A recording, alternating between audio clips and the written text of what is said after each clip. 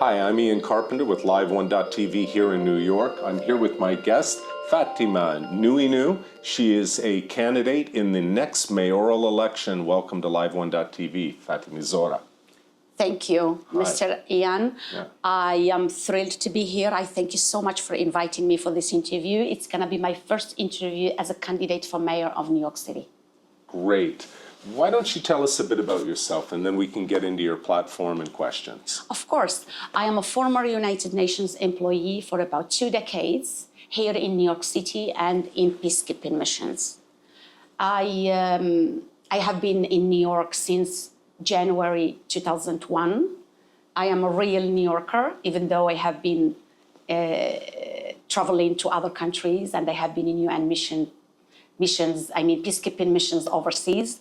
Now I'm a United States citizen, proudly a United States citizen. So my life has been quite different because when I first came to New York City, I came with my American dream as everybody. Just my chance that I am ambitious, I ended up working in the United Nations. I could have ended up working in any other sector. Right. So when I joined the UN, my American dream was a kind of kept in a box. So I have been living in New York City for years, only sharing the supermarkets, the subways, and the other public areas with New Yorkers. I haven't been interacting with New York City government officers or agencies. Right. So the moment I married my husband, who is a born United States citizen, I started interacting with the government. Yeah. At that time, I started opening my eyes to the reality of how New York City functions, until I became a permanent resident and then a United States citizen. Okay. So, I'd like to tell. yeah, sure. I'd like to tell the viewers. You worked for a couple of decades at the United Nations in many different departments. Sure. You Yes. spent time in the communications department, the aviation department, investigations, administration of justice, and counterterrorism. And you also spent time on the 38th floor at the United Nations in the executive office of the Secretary General. So you're coming qualified to be able to run for mayor. So tell us how that experience you feel will help you in a position of mayor of New York. Well, thank you for mentioning that. Humbly, yes, I feel qualified because of my international background. I believe, and many people believe, especially New Yorkers, that New York City is not any city. It's an international city, the most metropolitan city, the most diplomatic city, the most political, even though it's not Washington, D.C., but we have the United Nations and we have United Nations agencies. We have the whole world coming here. And also it's famous for its fashion, for its art, for its culture, for its tourism. So holding this international background and having lived in other countries and other continents, I believe I have the skills and the capacity and the experience to lead this city. It doesn't mean that I can do it on my own.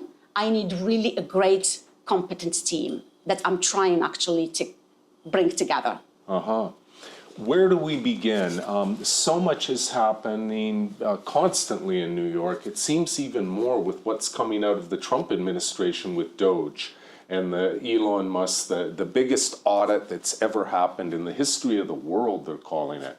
And this audit is going to affect New York, but there's been such a fast news cycle, it's been hard to keep up. Why don't you choose some topics that you'd like to talk about that are important for our listeners and viewers to hear? Well, one of the things I want to let my viewers know is that I am against corruption. And I have already been a whistleblower of the United Nations corruption. First of all, people don't know me. I have to tell them who I am. After spending about 20 decades in the United Nations, I've already campaigned to become the United Nations Secretary General in 2021.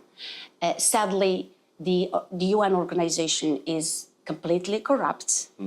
It needs reform, a complete reform in different aspects, as a whole. And when I served the UN, I was a foreigner. I was not a United States citizen. So now, becoming a United States citizen, my city and my country have priority. Because when I worked at the UN, many New Yorkers have no idea how the UN functions. I have been living in front of the United Nations, and my neighbors had no idea what the UN means. So there is no outreach from the UN to New Yorkers and to the Americans. Right. And also, the New Yorkers don't know that the UN became corrupt because we allowed that to happen. We have corruption in our city governments or city agencies. Because some federal government officials say that we don't have New York City government, we have New York City agencies. That's what we call them, because the government is the federal government. I've just heard it like randomly. It's not like an official statement. Whatever it is called, we have corruption locally, on a state level, and on a federal level. With that, we are allowing the United Nations to be corrupt. And also something else. As a foreigner serving in the United Nations in New York, with many others, we consider New York to be the base of peace, justice, gender equality, rule of law, everything. The UN doesn't have a constitution, doesn't have a rule of law. However, it should be enforcing the law in other countries. Unfortunately, it's not what is happening. So my priority as a former UN employee for about 20 years, and having the experience of the UN, I would know how to implement a rule of law in my city that hosts the UN. So this way, we can help the UN to reduce its corruption activities, or corrupt activities, or corruption standards. So our government doesn't know that we have, they may know, they may not know, diplomats who come to the United States. I don't know about the federal level governments. I don't know about what's going on in Washington, D.C. I've been only on a visit. I've never lived there. I've never worked in any governments on this planet. But working in United Nations, I have dealt with work that is handled by other governments. So I have an idea about governance. So the UN hosts diplomats who get a diplomatic visa. That diplomatic visa doesn't require a background check for most of them. So we have people coming to work in the UN, mostly the delegates who are representing their own countries, who have had no background check by our State Department. So we don't know who they are. So during my last decade in the United Nations, after accumulating 10 experience, I started being scared because especially that I worked in United Nations investigation.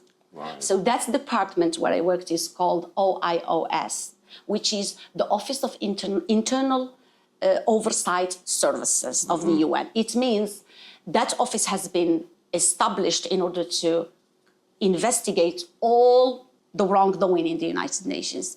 Even if the Secretary General is doing wrongdoing, that office is able, according to its mandate, to investigate him or her.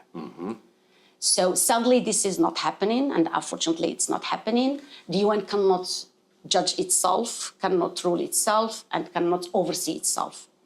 Because that independent office that has been established in the UN hasn't been working in parallel with the what is outlined on its mandates. So it became like under the ruling of the United Nations. So there is a lot of cover-up. So now, to do my part as a United States citizen, I'm running my campaign as a candidate for a New York City mayor in order to fix my city, to see it really clean, safe, and modern again. Because right now, we are all American. I'm talking about my network. Most of my network, we are immigrants. So why do immigrants come here to New York? We come because we run away from corruption, we run away from political persecution, we run away from injustice, we run away from gender inequality. So right now, it's all happening here in New York City. It doesn't make sense. I have the obligation to do something. Because when I took the oath to become a United States citizen, I took the oath to contribute to democracy. And right now we are losing democracy in the United States. I fear that. So I'm trying to do my best.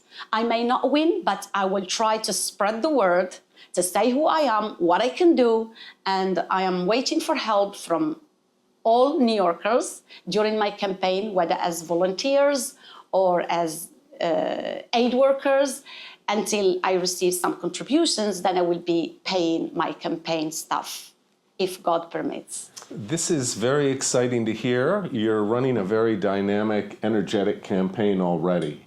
Thank you. Yeah, for I have saying that. It's It's a compliment. Thank you so much. I mean that means a lot to me. I Thank mean you. it. And I do have a lot of questions for you, but I feel like getting to one, just like now I'm excited to hear what happens within the first few days of a Nouinou mayoral position. If you get the position of mayor, what happens within the first few days of you taking office? Oh, sure. Before I answer that, there's something missing from the prior question about the DOJ. Okay. Yes, The I try to be attentive to details. So, Sure. yes, all what I know is that nobody is above the law. Oh, you mean we're talking about Yes, the you UN and the mentioned DOJ? DOJ, yeah. I know, there was so Yes. much there We as ended well. up talking about the Right, UN because yeah, I in the wanted first to let people know Yeah, how the please. UN There functions are briefly. tremendous problems at the United Nations, and I've been reading about them for years. The diplomatic immunity that Yes. delegates get, they Yes. sometimes are involved in awful crimes, and pretty much they Crimes just against humanity. humanity, and Precisely. they're able to just get away from it, and without any We shouldn't allow that to Okay. happen. Excuse me, I didn't mean to interrupt you. Yes, so you finish your question first. So yeah, there is rampant problems at the United Nations, and with your experience, you're bringing attention to that. The UN is such an influential institution in New York on First Avenue between 42nd and 47th Street, and with the Security Council there and all the different missions around the area. It's very important in this city. So it's great to hear that you're putting attention on it. Was there something else that you were going to speak about the UN before we go on to other topics? Absolutely, very briefly. Part of my agenda, or as an element in my policy, is to increase law enforcement. When I say that, I'm talking about intelligence in New York City. So we need the presence of a more focus of FBI, CIA, and NSA in New York City because of the presence of 193 member states here. So we have consulates and permanent missions to the UN. So each country, 193 countries, they have embassies are in Washington. They have permanent missions to the UN with ambassador, who is a permanent representative on ambassador level, and we have consulates. So can you count how many diplomats we have? And each diplomat has a family. Yeah. And has employees, and many employees within those missions and consulates, they also come from foreign ministries of their countries. So it's a shame that we have doing my homework, I haven't found a lot of focus. So New York City precisely should have more presence of federal government here, especially the intelligence agencies. Yeah. It's a protection for us as New Yorkers, protection for those decent diplomats and delegates who come here for the right thing, to see the world a better place, and the protection for all Americans. Absolutely. And we just had the example of Turkish entities influencing Eric Adams' campaign with his straw donors. I believe they were Turkish entities that were involved in assisting his campaign and influencing our elections here. We have the investigation into potential CCP communist agents with Grace Meng and Flushing and whatnot, working within the police departments or connected to meetings with police officials. So the presence of the UN in New York does bring the potential for espionage of other countries. And it's the first time I'm hearing anybody bring attention to it. So you mentioned very important points. You mentioned the Turkish government. Let me tell the audiences and my viewers that Turkey is much more better and greater than what our current mayor has made people understand. Turkey is a country that has history, economy, it's great in tourism and culture. And those officials, Turkish officials, who, I like the truth, bribed our current mayor, are actually the corrupt officials in Turkish government. By the way, I'm Turkish by integration, not by blood. I lived in Turkey, so Turkey for me is the law. When I worked in peacekeeping, I already raised the Turkish flag with the Turkish police. And I was participating in the medal parade of the Turkish police in the United Nations. And I'm known to the president of Turkey, to many government officials, and I'm known also to the police commissioner of Turkey. So, by doing so, by receiving bribes, or you can say influence money, can we say that? Like to make it a little bit like diplomatic? Sure. To label it a little bit like... Wine dined and pocket lined. When we do that, first of all, it's illegal in any country on this planet for a candidate or an official of the government to receive money from a foreign nation or from foreign government. This is one. By doing so, the current mayor has denigrated our country, the United States of America. We don't need bribes from others. When I become a mayor of New York City, I'm proud to be the mayor of New York City. We have money, we have pride, we have honor, we have dignity, we have culture, we have history. Why do I go to beg money from others? In the meantime, he already lowered the level of Turkey. Those decent government officials in Turkey are very ashamed by what has happened. And that consul general who was in charge of the bribery has fled the country. He's not here. And I happen to have met with the Consul General of Turkey who has been bribing our current mayor, Adam. And you can't believe this. When I was running for the position of UN Secretary General, I received, first of all, a support from His Majesty the King of Spain, the King of my motherland, Spain, and I received support from the government of Canada, from the government of New Zealand, and I was planning to get support from Turkey. So I had a meeting with the Consul General of Turkey because I'm known to government officials, I've been known to the consulates, to the permanent mission. However, I stopped going there because of the corruption that has been rising within the Turkish government. And when I met with him, I mentioned to him that I'm very known to the former police commissioner of Turkey. That Consul General who bribed our current mayor didn't know who the former police commissioner of Turkey. So, this, did you understand what I mean? Yeah, he's a Consul detached General from his own of, work. Exactly.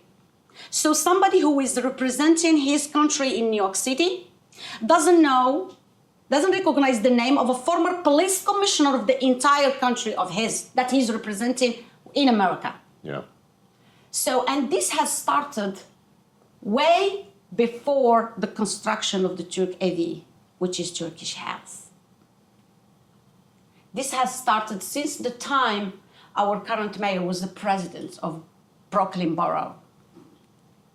And I'm going to leave this. We can have another I would be delighted to be invited again. We can talk about this. I can tell. The we would love right to have you person back. who is behind this bribery and corruption has not been has not been in the light yet. So nobody has mentioned his name yet.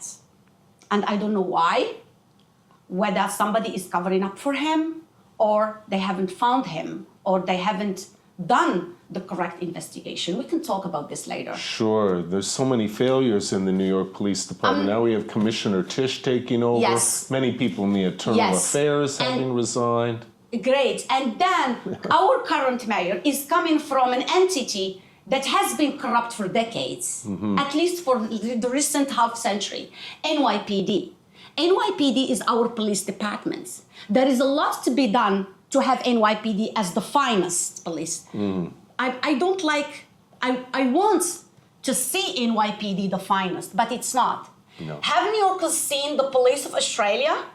Have they seen the police of Singapore, the police of Finland, the police of Norway, the police of Denmark? No comparison? No comparison. So I'm not criticizing, because when you have something, you have to fix something, correct? Yeah. It's good to recognize your mistakes. We have a lot going on wrong. Why we don't just put hand with hand together and correct our mistakes? So we need to reform in the police departments, and now I'm coming to my policy. We need to reform in the in courts, which is judicial reform. We have courts that are packed with Democrat judges. Our constitution doesn't say that we have to be Democrats or Republicans. It's one constitution. My honor and your honor, if we are end up in trouble, doesn't say that we have to be Democrats in order to get our rights, or we have to be Republicans. Our law is one, our constitution is one, and our flag is one. So when a Republican goes, at least to housing court, what I have been receiving, what I have been experiencing, some hassles. If you are Republican, you have no rights. The judge will not even look at you, most judges. There are very decent judges, very few, in our New York City housing, civil, and Supreme Courts, but they are very few. They could be Democrats, they could be Republicans, I don't know all of them, I'm just doing my homework, but we should at least have, if we have 100 judges in a court, why don't we have like 30 Republicans, 30 Democrats, both 20 independents and 20 conservatives. This way we have a diversity. So, and then one thing is happening. It just struck my mind. I am so astonished. We don't appoint judges, we elect them. It doesn't make sense. Where I come from, to become a judge, you have to be either a prophet or an astronaut. It means you have to be the best in your family, the best in your community, the best in your entire city, and probably one of the best in your country. Because you have to go through lots of training, lots of studies, and even your behavior is so distant. It's like a judge is like a royalty member. Here, when we elect a judge could be a carpenter, could be a lawyer, could be a clerk, could be an engineer, could be a philosopher, could be a teacher, and then they become judges. Don't we have that happening in New York City? I haven't, I do know. I have been doing my homework. I do know people in the DA have told me they think the court system is crap, and they're in the system. From there, we can come to when you mentioned the DOJ. Now, talking about whatever bribery scheme is going on in our city, we have to let that investigation finish its path. Nobody should be pardoned for something so huge. So you and I, we are citizens. Say if we work in just a normal company and entity and we receive bribes from somebody, we will be fired, don't we? Aren't we going to be fired? We will be if we Definitely. do that. And we will be treated badly. And we may lose even our chance to get a job somewhere else. So we have the mayor of our city, the greatest city in the world, who received money from foreign nation, foreign government, even embracing that government. It's an ally to the United States. Turkey is not anything, it's a big country. It's my beloved second home. So then that mayor has to face justice.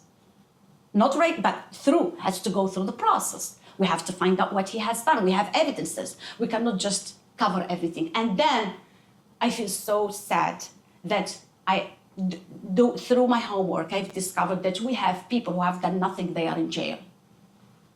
You must have heard this, correct? I have heard that. We have the wrongfully incarcerated. Lots of injustice, wrongfully incarcerated. That's the term. Thank you for bringing it up. I have to mention that. So we have to reform the judicial system so nobody will be wrongfully incarcerated, and people will know that the justice exists.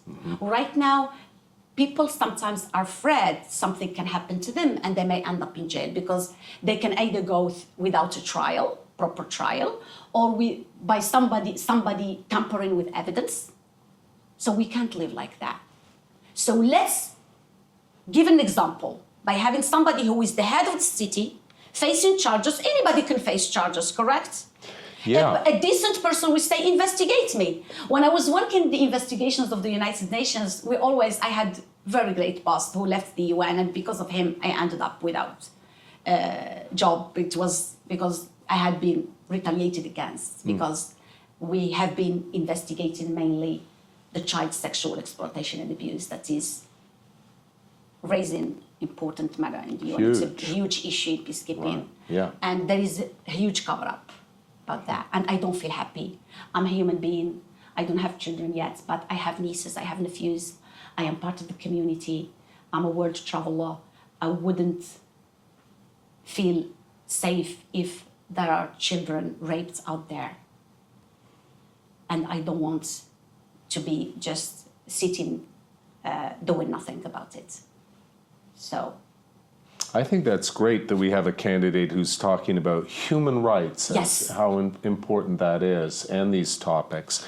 We're just going to take a moment and we will be right back speaking with Fátimazöhra Nouinou, and she is a mayoral candidate. The election's coming up next November 2025. Stay tuned and we'll be right back.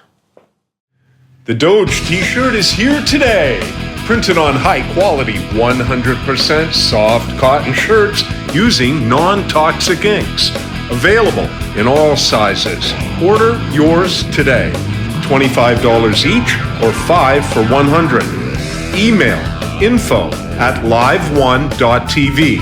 Again, email info@live1.tv. Specify your sizes and quantity. We are back at live1.tv studios here in New York.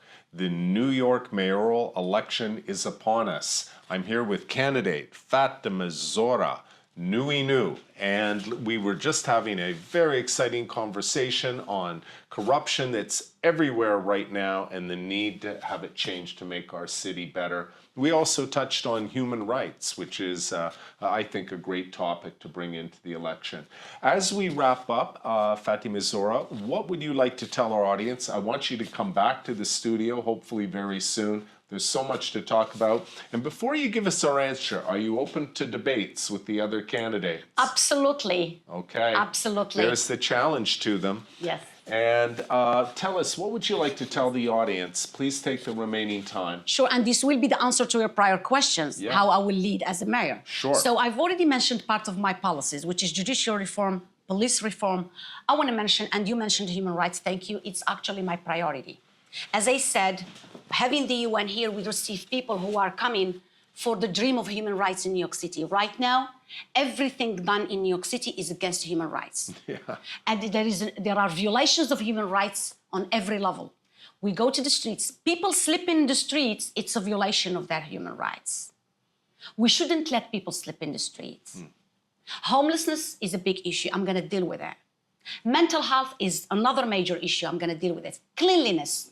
You know that there are in third world countries, cities that they don't have the garbage that we have in New York City. Yeah. They are super clean. So it's a shame on us. We have to clean our city. Then we have to improve public spaces, parks. We have lots of bullying. People have already lost their decency. We have lots of hate, jealousy. We shouldn't have that. We are way beyond that. We are the first world. This is one. Other thing, we have to improve the transportation system. MTA, China is our enemy. The trains in China are like you are in another space, another planet. It's like on space. Those trains that we have, subways, buses, we have to improve them. When I was in peacekeeping, I used to travel from Australia to Singapore. And then sometimes from Singapore, I used to take a bus between Singapore and Malaysia. Oh God, what a bus. Right. We should be better than that. People have become used to it here. Exactly. They don't No, even expect it to be better. we should enforce that. We should enforce public distancing, and then we have to deal with the housing issues. There are many buildings from the First Avenue in front, next to the UN. From the First Avenue, go to the Second Avenue, all the way to the West level, and you can go upstate. You can go to Brooklyn. I have been in all 5 boroughs when I started preparing for my campaign to have a look and take notes. There are buildings locked. Even the window is built. So what is inside? And empty. So we have people sleeping on the street, and you walk few steps within the same block, you'll find like 2 or 3 buildings, they are empty and locked. So where is our government? Where is our money? And I was watching TV once. I heard New York government, I don't know whether it was New York City, New York budget, whether New York City budget or New York State budget. It was just, I was doing something on my computer and then I heard it on TV and then I ran to hear it. They said that the budget of New York, whether city or state, is bigger and greater than the budget of the entire Australia. So where is the money? We have the budget. Sure. So we have to deal with congestion, with inflation, with housing, with mental health, with homelessness, and with education. We have to improve education system. We have to have high standards education.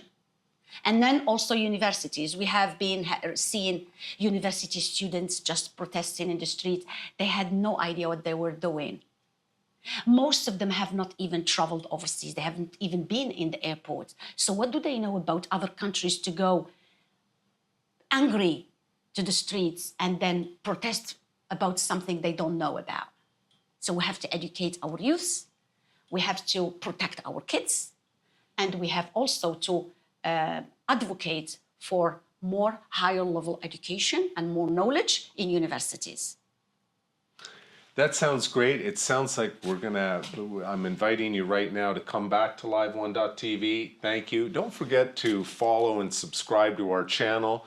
We are one of the few remaining accurate sources for information, especially on the mayoral race here in New York. Ian, I have Yes. something, forgive me. Certainly. You mentioned earlier the Chinese government. Right. This part of the Chinese government has bought the entire United Nations. I invite my viewers to go to YouTube.